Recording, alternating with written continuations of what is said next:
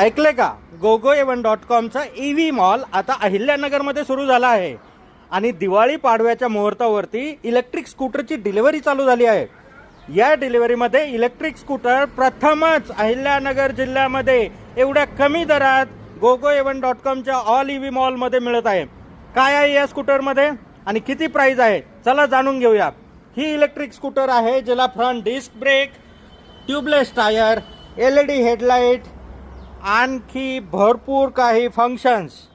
आणि ही स्कूटर आपल्याला 60 volt ग्राफाईन battery बरोबर मिळते आणि या बॅटरी बरोबर रेंज किती मिळेल? 50 ते 60 किलोमीटर किमान रेंज आपल्याला मिळते।